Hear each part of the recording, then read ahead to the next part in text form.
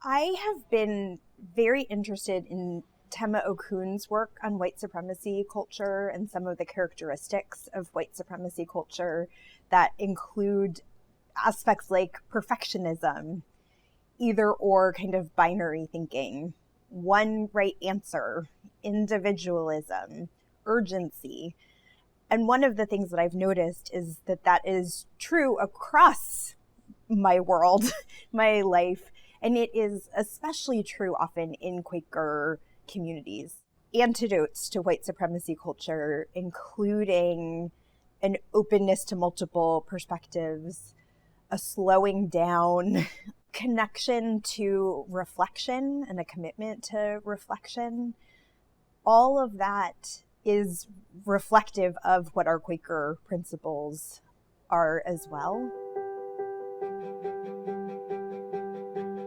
I am Lauren Brownlee, she, her pronouns. I am from Washington, D.C., and I am a member at Bethesda Friends Meeting in Baltimore yearly meeting.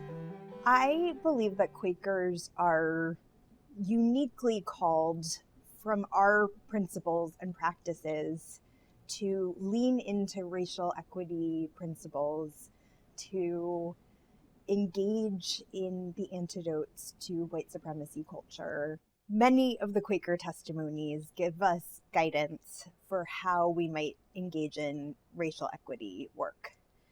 The testimony of peace, as an example. When I think about the peace testimony, I think about our being open to a range of ways that people engage, a range of beliefs that people might have, a range of worldviews and backgrounds, and how we are in community, which is another of the testimonies, together. Our peace testimony invites us into an openness. Our testimony of integrity invites us into listening to that of God within us and being integrous in the way that we listen for that voice of the divine and then act from a place of that deep listening. Our community testimony invites us to think about who all is in our community. How do we have expanding, overlapping concentric circles of community?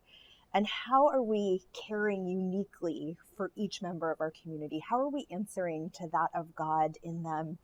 Even if it looks different from that of God within us, which it will, because we are all unique. And our testimony of community says to us, we are stronger together. When we each have a measure of light, when we each have a measure of truth, when we each have that measure of the divine, then it takes community, it takes listening to everyone in that community to be our best selves, to build that beloved community that I believe we are striving for, that truly is with equity and justice for all. And then when I think about the equity principle, the equality principle, that says to me that we need to understand that our measure of truth, that our measure of light is not greater than the person next to us, that we are answering that of God within them as well, and that we have to hold up those different worldviews, those different perspectives as being just as important, as being just as essential in beloved community building as our own are, even when that feels uncomfortable for us, that sense of discomfort is often our growing, and leaning into that growth, leaning into something that is unfamiliar, that helps us to be stronger as a community. And then finally, stewardship, which we often think of as environmental stewardship, which is very important as well. And when we think about stewardship of communities, when we think about stewardship of relationships, that stewardship is also an invitation for us to be thoughtful about how we are building relationships across our communities, about how we are stewarding these principles and practices that are at the foundation of our Quaker faith.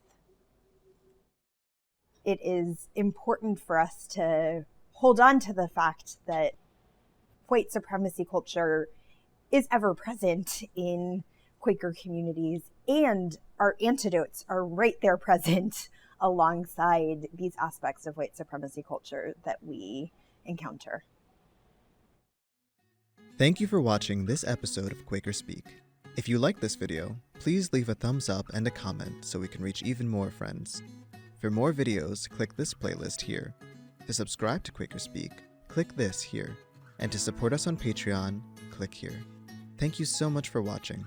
Happy Thursday.